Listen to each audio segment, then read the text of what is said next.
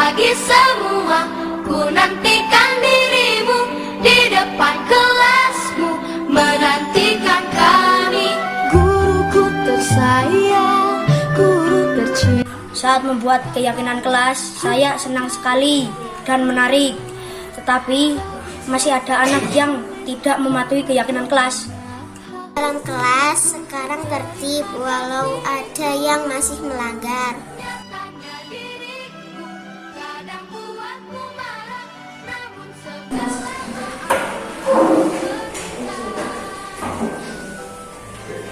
Assalamualaikum warahmatullahi wabarakatuh. Waalaikumsalam warahmatullahi wabarakatuh. Yang terhormat Ibu SD Haryati, Kepala Sekolah SD Negeri 1 Tanjung Anom, dan Ibu Guru rekan sejawat dari SD Negeri 1 Tanjung Anom yang saya hormati pula. Pertama-tama mari kita ucapkan puji syukur kepada Allah Subhanahu wa Ta'ala atas nikmatnya sehingga kita bisa berkumpul di ruangan ini dalam keadaan sehat tanpa suatu kekurangan amal. Saya ucapkan banyak terima kasih Bapak Ibu mengganggu waktunya yang seharusnya Bapak Ibu sekarang sudah mengerjakan tugas lain, menyempatkan waktu karena saya mengganggu. Bapak Ibu, bahwa perkenalkan Bapak Ibu, nama saya Teguh Hardianto. Saya adalah calon guru penggerak angkatan ke-6 dari Kabupaten Wonosobo. Saya mendapatkan tugas pada modul 1.4 yaitu aksi nyata. Aksi nyatanya pada saat ini adalah tentang pengimbasan disemenisasi dengan materi budaya positif. Saya tekankan Bapak Ibu, saya di sini bukan menggurui, saya hanya menyampaikan materi yang saya dapat mungkin bisa berbagi pengalaman.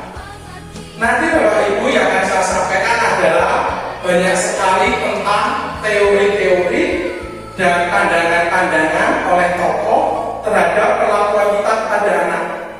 Tetapi tidak mesti ataupun pandangan ini tidak yang seperti Bapak Ibu inginkan atau pas, karena saya percaya bahwa Bapak Ibu memperlakukan anak karena mempunyai berbagai alasan. Yang pertama karena mungkin dari pengalaman Bapak Ibu dan juga dari kita menyesuaikan lingkungan di sekitar anak, karakter anak yang berbeda-beda. Lanjut Mas Tom. Nah, dalam guru penggerak saya dibantu oleh yang pertama ada Ibu fasilitator yaitu Ibu Sri Maryani. Beliau adalah pengawas TKSD dari Kabupaten Wonogiri. Kemudian ada Ibu Harini S, pengajar praktek. Beliau guru SD Mergosari, Kecamatan Sukoharjo, Kabupaten Kalimbawan. Kabupatennya Wonosobo. Enggak apa-apa, Bu. Kemudian saya sendiri ada Bu Adrianto. Lanjut Mas Romi. Hari ini yang akan kita pelajari, yang akan saya sampaikan yang pertama adalah budaya positif, di mana nanti budaya positif itu terdapat pada ada paradigma belajar. Selanjutnya ada disiplin positif, motivasi perilaku manusia, posisi kontrol, keyakinan kelas, dan segitiga restitusi. Mungkin baru didengar ya Bapak Ibu ya, atau pernah mendengarkan. Ini adalah hal yang baru pada pembelajaran guru penggerak. Mulai dari yang pertama yaitu kronologi Bapak Ibu. Saya ada pertanyaan buat Bapak Ibu. Coba Bapak Ibu bayangkan apabila di tangan Bapak Ibu ini ada hal yang sangat berharga dan harus dijaga oleh Bapak Ibu sekuat hati. Nah, di mana teman Bapak Ibu itu membujuk Bapak Ibu untuk membuka kepalan Bapak Ibu dengan cara menghadit, mengacam, menggoda, memarahi, pokoknya dengan segala cara untuk agar Bapak Ibu mau membuka kepalan tangannya. Apa yang akan Bapak Ibu lakukan? Ada yang bisa menjawab? Mempertahankan jangan sampai lepas, karena itu sangat berharga bagi saya walaupun banyak godaan untuk membuka genggaman tersebut. Terima kasih Bu. Jadi Bu Rahmat tetap tidak tahu membukanya karena memang itu yang sangat berharga. Ada yang lain Bapak Ibu? Sama kayak Bapak Ibu? Ya Bapak Ibu, bahwa kontrol diri itu yang mengontrol ya diri kita, bukan orang lain. Sama saja, manusia berperilaku dengan dirinya sendiri. Kemudian mereka berperilaku juga sesuai dengan kebutuhan mereka. Yang intinya di sini bahwa anak berperilaku juga karena dirinya sendiri. Yang paling penting itu bahwa anak berperilaku karena motivasi internal di dalam intrinsik itu yang terutama di situ. Naik Mas Tommy. Kemudian dalam kurikulum Merdeka ini ada perubahan dari paradigma belajar. Yang pertama bahwa ada dua teori, yaitu stimulus respon dan teori kontrol tentang dunia. Bahwa stimulus respon itu berpikiran kebutuhan kita semua sama.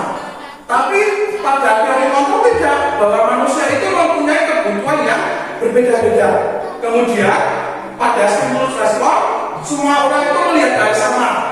Padahal tidak. Kalau pada teori setiap orang itu memiliki gambaran yang berbeda-beda, mempunyai sudut pandang yang berbeda-beda. Kemudian kita mencoba mengubah orang agar berpandangan sama dengan kita. Tapi tidak bisa, bahwa kita itu harus berusaha memahami pandangan orang lain tentang dunia. Setiap orang mempunyai pandangan yang berbeda-beda. Perilaku buruk dilihat sebagai suatu kesalahan. Padahal semua perilaku itu baik buruk ataupun benar pasti mempunyai alasan dan mempunyai tujuan. Kemudian orang lain bisa mengontrol saya ataupun saya bisa mengontrol orang lain. Padahal tidak, hanya orang yang bisa mengontrol diri Anda itu hanya diri Anda sendiri. Orang lain tidak bisa mengontrol oleh Anda. Kemudian memaksa pada suatu bukan gagal, jadi tidak boleh memaksa. Pada teori kontrol, kolaborasi dan koneksius, jadi saling bekerja sama. Kemudian ada model berpikir menang kalah, aturan dan pelaksanaan. Bahwa pada teori kontrol, model berpikirnya itu menang-menang, melakukan kesalahan, tapi kita harus mencari jalan keluarnya agar tidak dirugikan semuanya. Mas Tommy? Bapak Ibu mungkin pernah dengar kata-kata disiplin. Setiap hari kita menggalakkan disiplin. Menurut Bapak Ibu disiplin itu apa nih? Menaati aturan dan tata tertib. Apalagi Bapak Ibu? Kata disiplin sebesar kata-katanya apa Pak Guru artinya? Bahwa disiplin itu memang kalau sekarang berpacu pada peraturan. Jadi seperti kalau disiplin itu harus mematuhi aturan. Itu yang sekarang banyak berpandangan seperti itu. Padahal disiplin itu bukan dilakukan karena takut. Itu tidak boleh disiplin karena takut, ataupun disiplin dilakukan karena untuk menyenangkan orang lain. Anak berangkat sekolah pagi karena disiplin, tapi anak kenapa saya berangkat pagi? Wah, saya takut dimarahi ibu, takut dimarahi bapak. Kalau enggak tadi di rumah pas di sekolah terlambat, dimarahi guru. Itu jadi anak disiplin tapi karena takut. Itu eksternal dari luar. Kemudian ada disiplin kalau memang untuk menyenangkan orang lain. Wah, saya buang sampah ini tempatnya agar guru ya saya jadi dipuji saya. Nah itu juga karena penghargaan.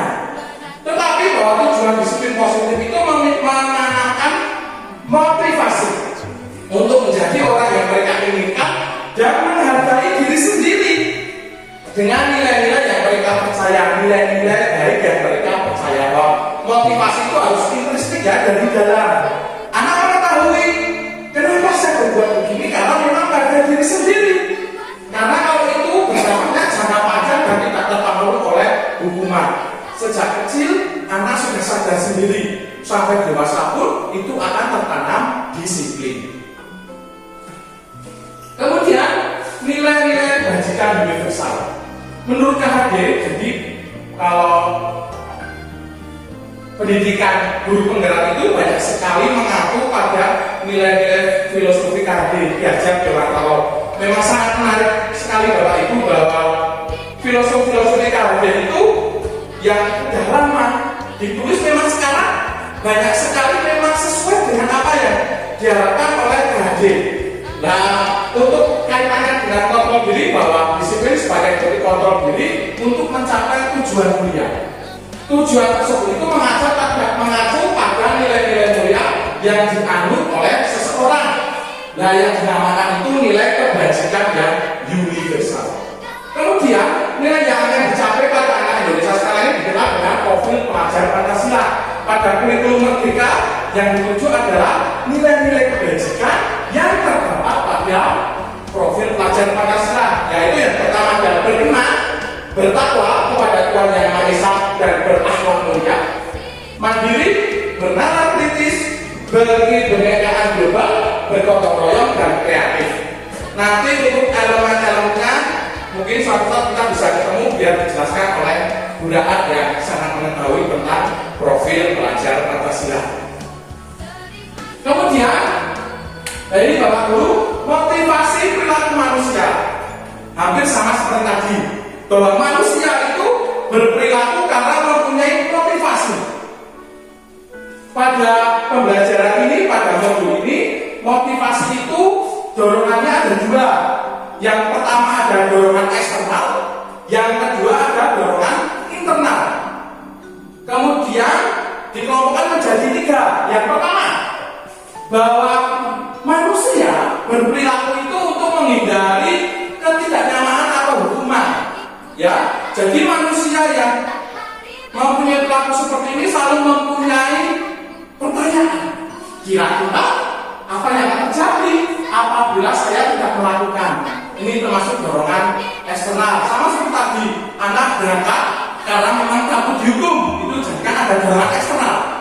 Kemudian yang kedua, untuk mendapatkan imbalan atau penghargaan orang lain. Orang yang seperti ini selalu berpikir, apa yang akan saya dapatkan jika melakukannya. Ini juga mungkin terjadi pada saya, pengalaman saya Bapak Ibu, sama seperti kemarin saat mau meluluskan S2, saya berpikir, kalau saya S2, saya mendapatkan apa ya? Oh, kenaikan pangkat atau kenaikan dorongan. Itu jadi saya berpikir masih berperilaku untuk mendapat imbalan. Itu berarti ada sisi negatifnya, berarti kan Bapak Ibu. Nah, itu termasuk dorongan eksternal, dorongan dari luar. Kemudian yang terakhir, untuk menjadi orang yang diinginkan dan menghargai diri sendiri dengan nilai yang mereka percaya. Nah, ini selalu berpikir bahwa apakah akan menjadi orang yang seperti apa jika saya melakukannya. Nah, ini dorongan internal. Kemudian Bapak Ibu, mungkin kita sebagai guru sering mendengar kata hukuman. Ya tidak Bapak Ibu? Nah, ini saya bacakan tentang teks pendek Bapak Ibu. Rino kurang cakap dalam kemampuan membaca. Dalam setiap pelajaran, Rino hanya melamun karena tidak bisa. Suatu saat Pak Andi menyuruh Rino menjawab dalam pelajaran bahasa Indonesia. Rino tidak bisa menjawab dengan gugup. Semua teman sekelas Rino menertawakannya. Pak Andi menyuruh Rino mengerjakan di depan. Rino tidak bisa. Kemudian Pak Andi memarahi Rino. Semua teman kelas menertawakannya lagi. Kemudian Pak Andi menyuruh Rino untuk membersihkan WC karena tidak bisa mengerjakannya. Bagaimana pendapat atas kejadian di atas? Setujukah Bapak Ibu? Tidak. Kenapa Bu Esti? Kenapa tidak setuju? Hukumannya itu ya bukan seperti itu. Berarti seandainya Rino tidak bisa mengerjakan di depan kelas, bukannya dia mungkin tidak menguasai materi, tapi mungkin karena takut juga, takut salah dan lain sebagainya. Apalagi teman-temannya malah menertawakan atas kekurangan. Ya, terima kasih. Akhirnya Pak Guru juga sikapnya seperti itu, terus dihukum. Karena anak-anak yang seperti itu sebetulnya harus didekati, harus diberi masukan, harus diberi motivasi untuk berani. Walaupun jawabannya salah, kita tetap menghargai. Wah, terima kasih Bu Esti. Berpandangannya sangat luas. Beri tepuk tangan Bapak Ibu.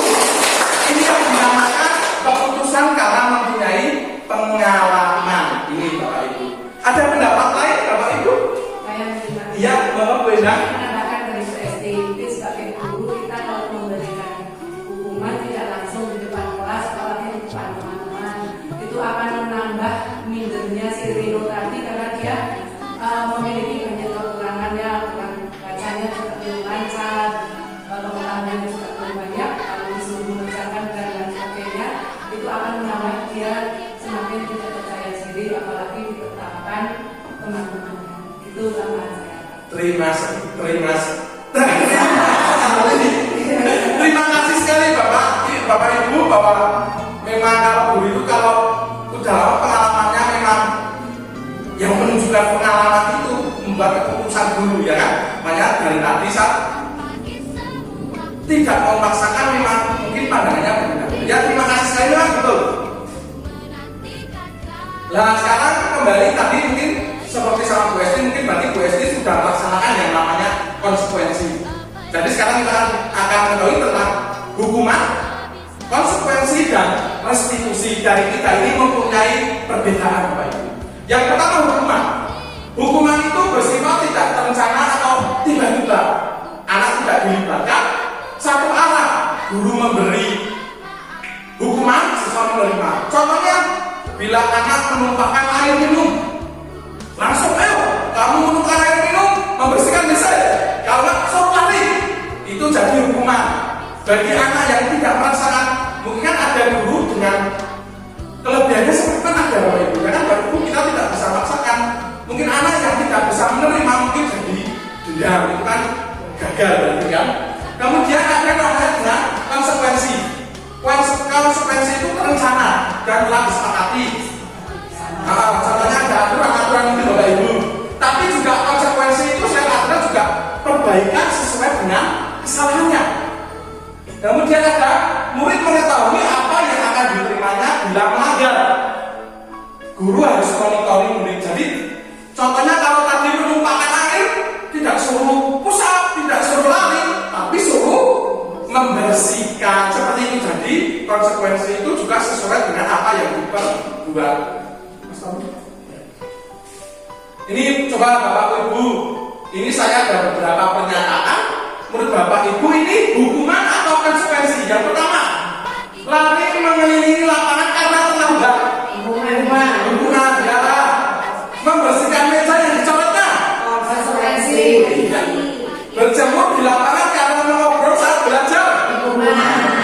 Membersihkan WC karena mengatakan pensil. Mengganti kertas temannya yang disobek.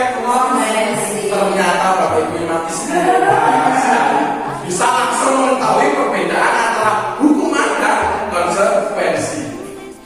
Kemudian Bapak Ibu, jadi saya juga kaget Bapak Ibu, dalam modul ini ada bahwa penghargaan itu ada sisi positifnya, tapi juga ada sisi negatifnya Bapak Ibu. Ternyata dalam penghargaan itu yang pertama bahwa pengaruh jangka pendek dan panjang. Jadi efektif jika ingin jangka pendek ataupun bergantung pada penghargaan. Contohnya bila anak baris berbaris, ayo yang barisnya rapi tak kasih bintang. Mungkin pada saat itu anak akan berusaha untuk rapi, tapi suatu saat dia tidak menerima bintang, apakah dia akan tetap rapi? Kita kan tidak tahu. Itu maksudnya kita melihat dari sisi negatifnya ya Pak. Jadi tidak mesti negatif, mungkin ada sisi positifnya. Kemudian yang kedua, penghargaan tidak efektif. Jadi anak berharap mendapatkan penghargaan, bila tidak mendapatkannya, dia akan kecewa. Terus mungkin dia tidak akan bekerja sekuat tenaga lagi. Tuh, jadi tidak efektif. Selanjutnya, penghargaan merusak hubungan. Ini masalah Bapak Ibu. Jadi kita, kamu bagus kan sih? Itu kita memberi sebuah pujian. Kadang anak yang tidak dapat pujian kan juga apa sih? Kan jadi mempunyai iri hati, ya tidak itu. Kemudian bahwa penghargaan itu mengurangi ketepatan. Nah, ini ada sebuah percobaan Bapak Ibu dari modul itu bahwa anak itu suruh menebak gambar, di mana satu kelompok bilang menebak gambar betul dikasih hadiah, satu kelompok tidak diberi hadiah. Dari hasilnya, bagi kelompok yang mendapat hadiah itu lebih banyak salahnya menebaknya daripada yang tidak mendapat hadiah. Seperti itu Bapak Ibu. Kemudian mematikan kreativitas dan kualitas. Jadi anak sudah puas. Contohnya saya segini aja udah mendapatkan ranking, mendapatkan, nggak usah yang lagi nggak usah lagi, udah cukup sampai segini. Itu seperti itu juga bisa. Kemudian penghargaan menghubung itu kalau sekarang masih boleh ranking kan menggunakan. Kalau pada kurikulum merdeka, ternyata tidak boleh, berarti memang tidak boleh ya. Contohnya kalau yang ranking 2 daripada ranking 1 dia masuk.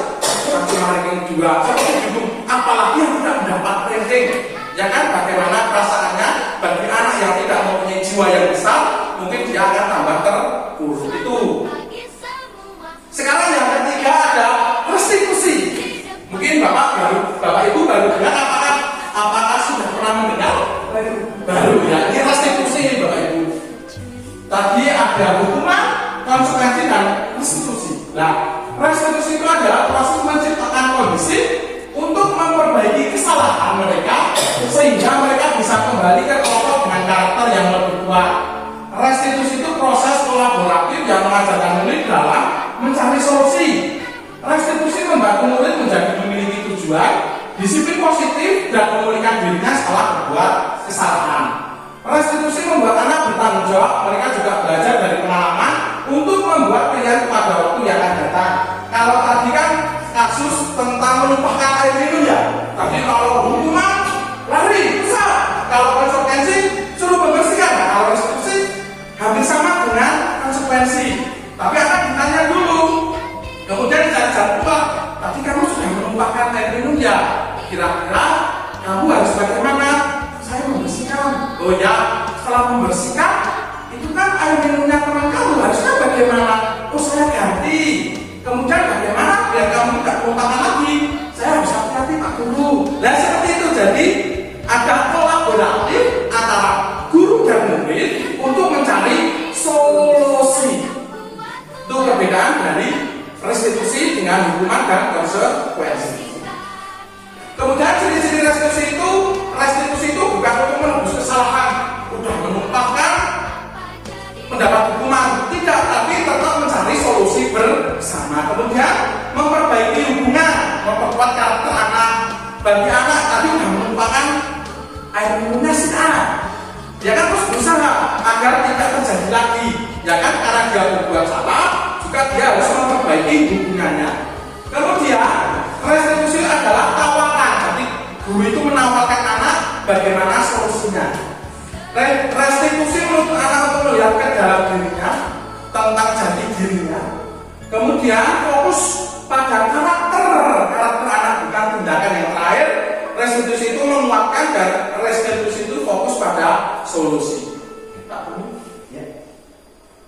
Kemudian kita ke keyakinan kelas Bapak Ibu. Mungkin kemarin saat baris itu Pak, saya juga menanyakan kepada anak, mengapa kita memiliki aturan menggunakan helm saat berkendara? Kenapa? Ya untuk keselamatan. Kemarin anak ada yang jawab, biar berarti kalau jatuh tidak ditinggal. Itu keyakinannya Pak Ibu. Menggunakan helm karena keselamatan. Kemudian, mengapa kita memiliki aturan memakai masker dan mencuci tangan? Iya, kesehatan. Tapi ada keselamatan, kesehatan itu yang dinamakan dengan keyakinan. Keyakinan itu nilai kebajikan universal yang tersirat dan tersurat lepas dari latar belakang suku, budaya maupun agama. Seseorang akan lebih tergerak dan bersemangat untuk menjalankan keyakinan daripada serangkaian peraturan yang tertulis. Kalau kayak tadi berkendara, kita mempunyai keyakinan biar selamat, ya kan? Jadi kita terbiasa saja. Tapi kalau kita punya keyakinan, kita hanya mematuhi aturan, memakai helm agar tidak ditilang. Ya suatu saat pasti akan melanggarnya. Itu ya. Jadi yang penting itu kita mempunyai keyakinan karena termasuk motivasi dari dalam motivasi internal. Nah ini nilai-nilai kebajikan. Seperti tadi yang 7 itu nilai kebajikan atau nilai keyakinan. Nah contohnya ada keadilan, kehormatan, peduli, kejujuran, keamanan, tanggung jawab, mandiri, keselamatan, kesehatan, dan masih banyak lagi Bapak Ibu. Coba Bapak Ibu ada beberapa pernyataan. Kira-kira nilai kebajikan apa yang mau dituju? Ada aturan kembalikan barang ke tempatnya. Kira-kira nilai kebajikan apa? Tujuan bisa. Ada lagi? Tanggung jawab bisa, ya betul. Bapak Ibu, itu adalah nilai keyakinannya. Kemudian dilarang mengganggu orang lain. Ya itu keadilan. Saling menghormati juga bisa ya. Dilarang menggunakan narkoba. Keselamatan. Kesehatan. Dilarang merokok. Kesehatan. Menggunakan masker. Kesehatan. Ya, tidak bisa.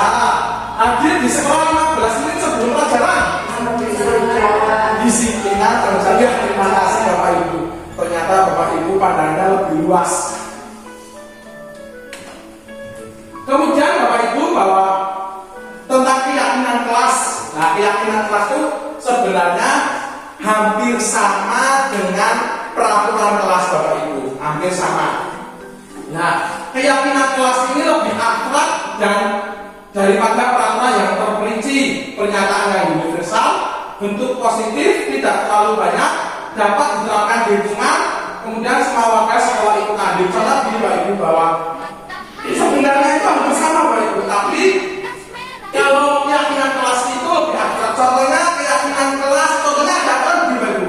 Aturan tidak boleh membuang sampah, tidak boleh membuang sampah, harus sikat gigi, itu aturan ya.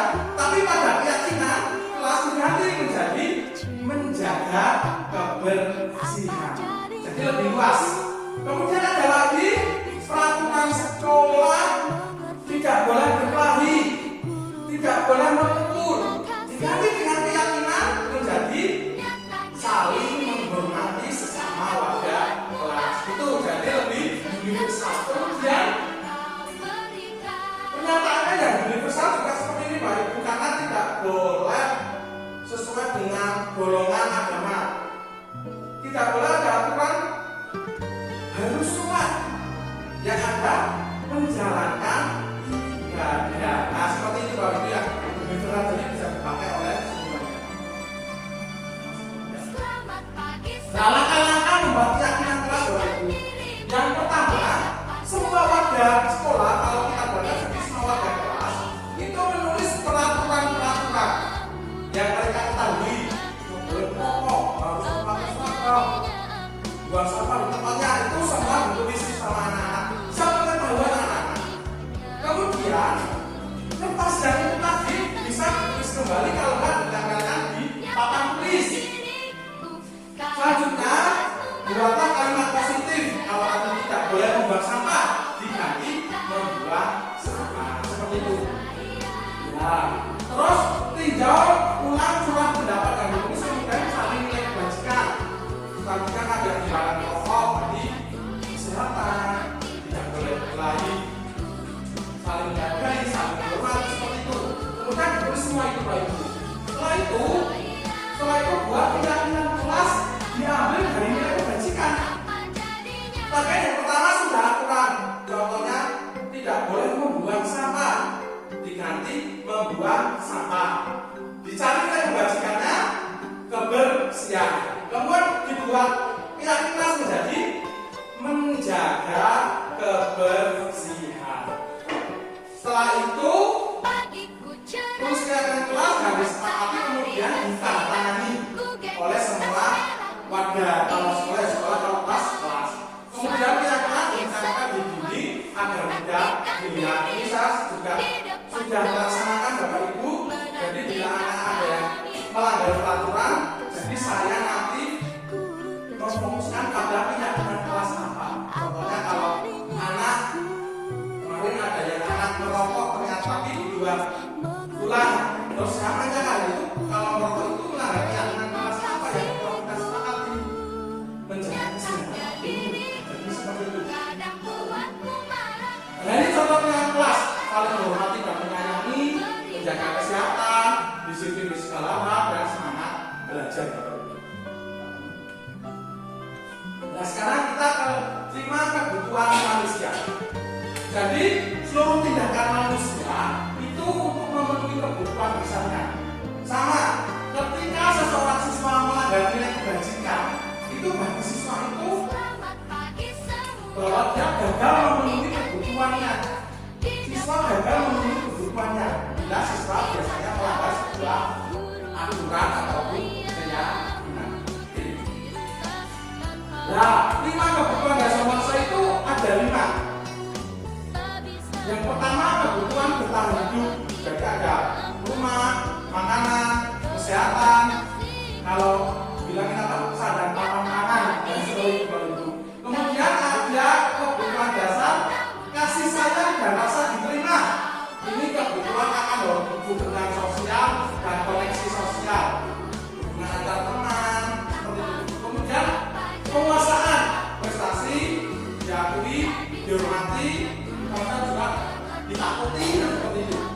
kebebasan kemana? Kemandirian, otonomi, dan memiliki banyak pilihan.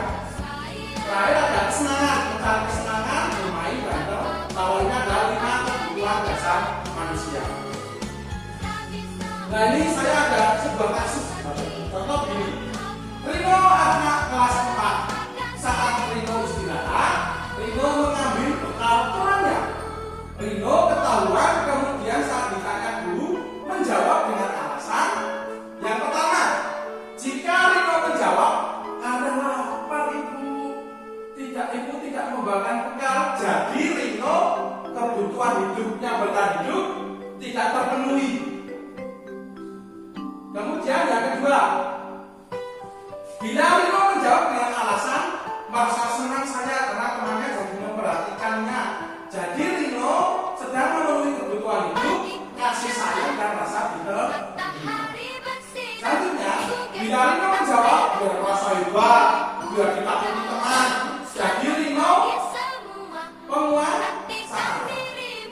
Bila dia menjawab merasa bosan dengan bekal ibunya, jadi Rino sedang memenuhi kebutuhan hidupnya yaitu kebebasan.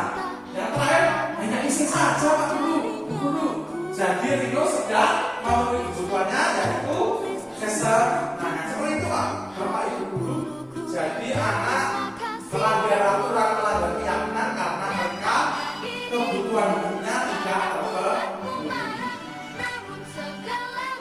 Ini Bapak Ibu, ini menggelitik bagi saya. Mungkin saya pernah melakukannya ini jadi malu-malu gimana gitu. Jadi ada 5 posisi kontrol Bapak Ibu sebagai guru. Ini baru saya pelajari Pak. Yang pertama itu ada posisi kontrol sebagai penghubung. Jadi guru sebagai penghubung, yaitu biasanya hukuman fisik atau verbal, suaranya tinggi, rokok. Contoh begini, bila ada anak kamu kenapa? Lari, amanah. Itu jadi posisi kontrol sebagai penghubung. Kita pernah Bapak Ibu? Sama Bapak Ibu. Ya. Bagi anak yang tidak merasakan kasih sayang total, anak akan menjadi pendendam. Mungkin, wah, masa gitu sama Pak Guru, saya suka dengan Pak Guru. Seperti itu, jadi kita harus hati-hati juga dengan karakter anak. Mungkin anak yang mempunyai karakter yang kuat, tidak masalah, karena dia mengetahui itu bentuk kasih sayang dengan muridnya. Tapi bagi anak yang berkecil hati akan menjadi pendendam. Kemudian ada nomor 2, kontrol guru sebagai pembuat bersalah. Kontrol ini membuat anak tidak nyaman. Suara lembut tetapi menyalahkan guru. Contohnya, kenapa kamu bisa terlambat lagi? Apakah tidak kasihan sama Pak Guru? Kamu telah mengecewakan Pak Guru. Seperti itu. Jadi membuat anak merasa bersalah. Ya? Nah ini murid merasa bersalah dan rendah diri. Posisi kontrol penghubung dan pembuat bersalah ini dikelompokkan menjadi identitas kader. Jadi kalau bisa jangan dilakukan. Kemudian ada kontrol sebagai teman, Bapak Ibu.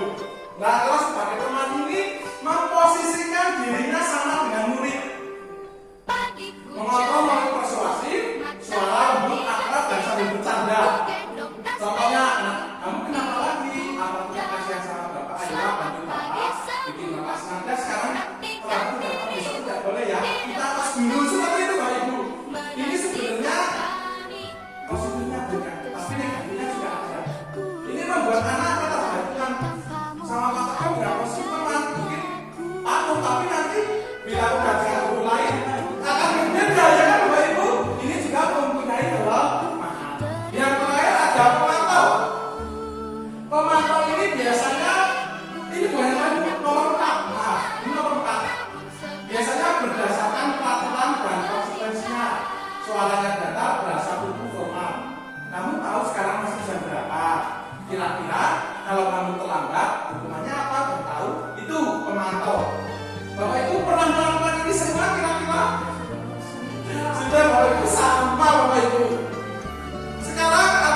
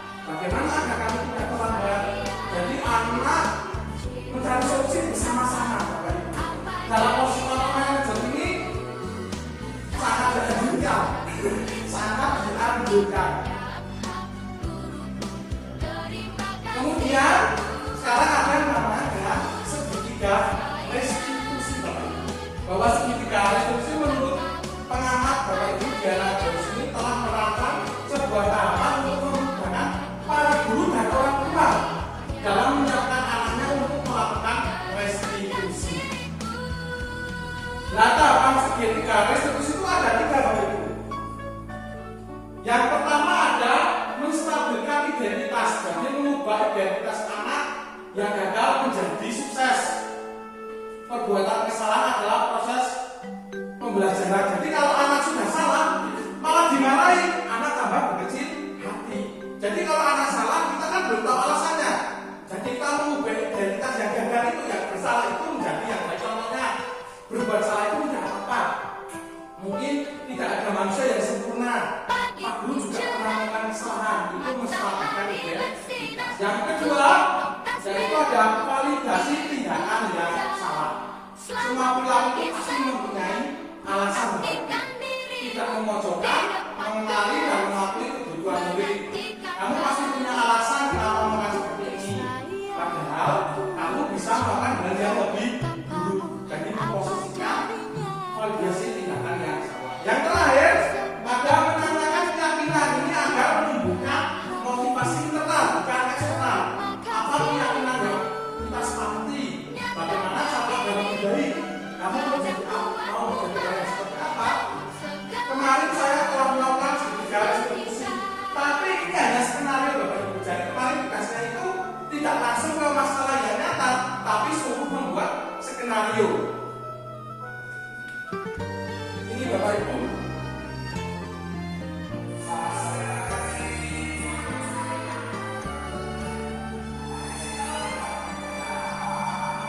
Selamat pagi semua, nantikan dirimu di depan kelas, menantikan kami guru tersayang.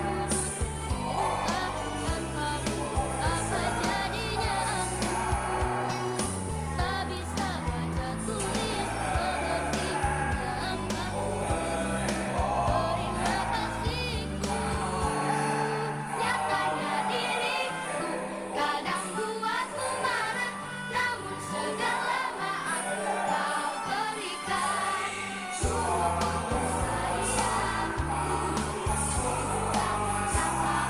Apa jadinya aku, tak bisa baca tulis mengerti gambarmu.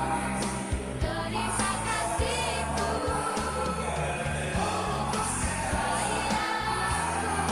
cinta tanpamu apa jadinya aku, tak bisa baca tulis mengerti gambarmu. Terima kasihku.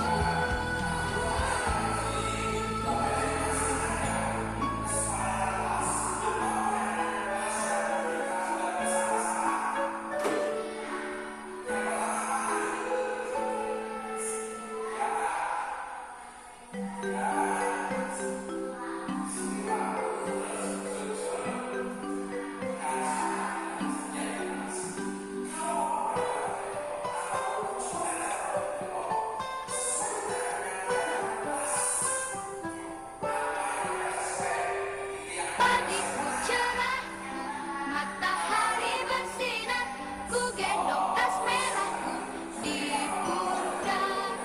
Selamat pagi semua, ku nantikan dirimu di depan kelasku, menantikan kami. Guruku tersayang, guru tercinta, tanpamu apa jadinya aku, tak bisa baca tulis mengerti banyak hal. Guruku terima kasihku, nyatanya dirimu kadang buatmu marah, namun segala maaf kau berikan.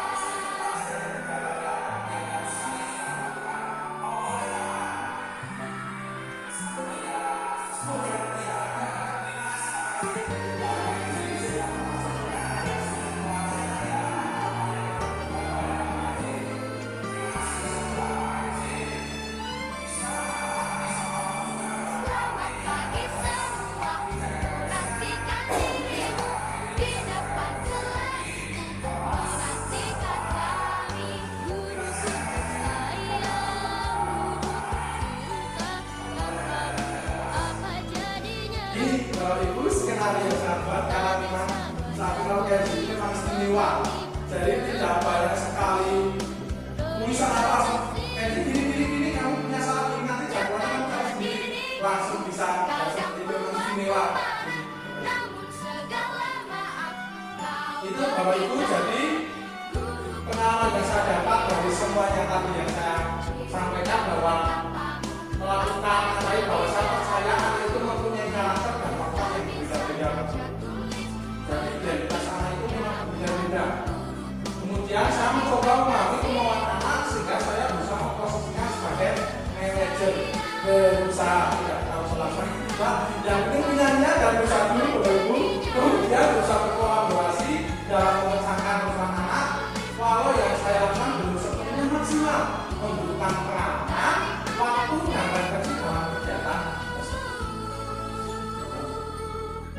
Nah ini kemarin Bapak pengalaman di sini masih sederhana saya ingin setiap tadi, tapi kadang masih juga belum pede loh Ibu. Nanti akan saya kumpulkan kepedeannya dulu. Nanti ya. Kemudian ini ada pembuatan keyakinan kelas yang telah saya buat bersama anak kelas 4. Nah rencana tidak lanjut tadi bahwa saya akan membagi pengetahuan dengan rekan sejawat. Selanjutnya melakukan pengamatan tindakan pada siswa yang telah melaksanakan restitusi, tapi ini belum terlaksana karena saya belum melaksanakan restitusi secara nyata Bapak Ibu. Melatih siswa disiplin positif dimulai dari skala kelas, berkolaborasi dengan kepala sekolah dan teman sejawat untuk menjalankan kebiasaan yang menghasilkan penanaman disiplin positif. Ini adalah akhir dari semacam ini Bapak Ibu. Ini tidak ada sesi pertanyaan, tapi saya ingin sesi penguatan buat saya agar saya menjadi yang lebih baik. Mungkin Bapak Ibu ada yang mau memberi sebuah nasihat atau penguatan bagi saya.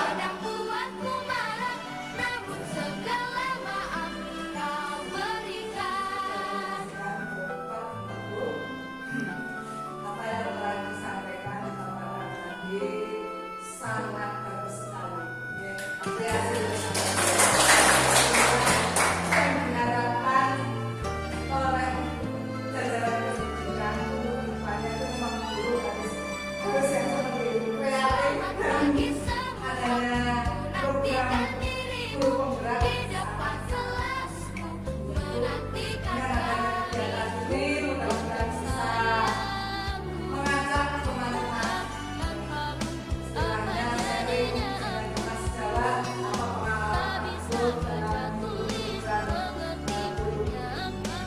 Penggerak. Bisa disampaikan kepada teman-teman sejawat di sekolah kita agar semuanya bisa melakukannya walaupun beliau belum insya Allah berikutnya bisa tambah lagi guru penggerak SD 1 tahun ya otomatis dengan adanya guru penggerak insya Allah SD 1 tahun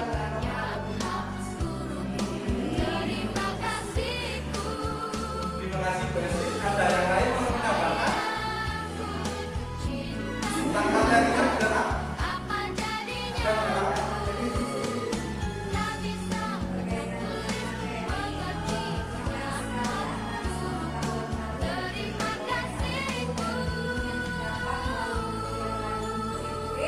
tentunya ilmu tadi yang disampaikan Pak Niko mulai dari kontrol diri sampai menyangkut ke belakang sampai nilai-nilai kebajikan itu dengan pengetahuan baru, ada istilah yang baru namanya restitusi.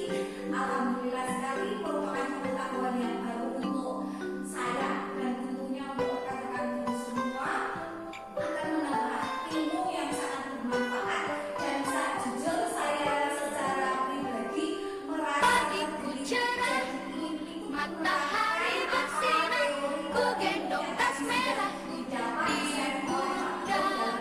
selamat pagi semua, ku nantikan dirimu di depan kelas, menantikan kami.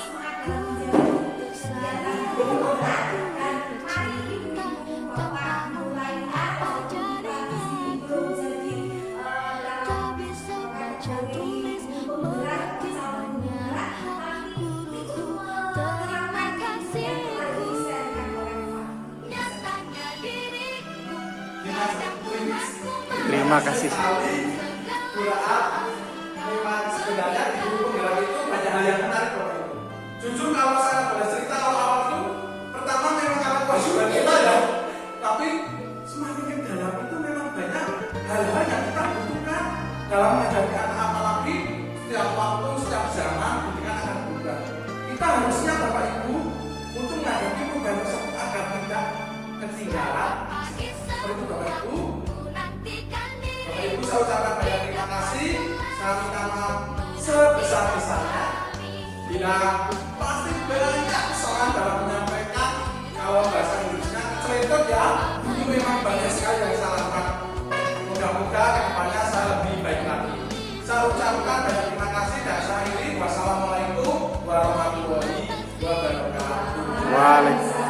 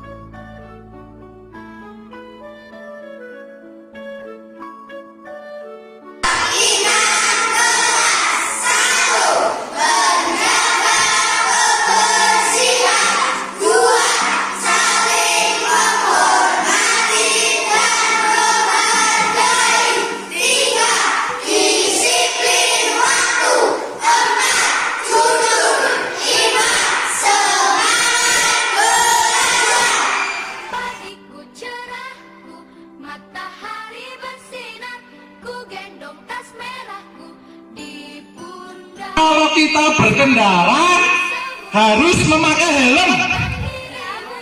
Ada yang tahu? Ya, tadi ada yang jawab. Kalau tidak ditilang. Ada lagi jawaban lain? Gimana? Ya, menjaga keamanan apalagi? Kalau kecelakaan tidak meninggal katanya. Ya, semua jawaban benar ya anak-anak. Perhatikan sebenarnya anak-anak bahwa sebuah aturan itu diadakan bukan karena kita takut sama yang polisinya, kita tidak boleh. Jadi kalau kita berkendara tidak pakai helm bukan karena takut sama polisinya, tapi takut sama keselamatannya kita. Nah, itu yang dinamakan dengan motivasi diri agar kita lebih baik. Jelas ya anak-anak ya? Sama, kalau kamu buang sampah jadi sama saja kamu tidak menghargai diri sendiri. Kenapa harus buang sampah di tempatnya? Bukan karena takut tak guru. Saya buang sampah karena ada takut cepat buang sampah tempatnya. Tidak seperti itu. Tapi kamu harus menghargai diri sendiri.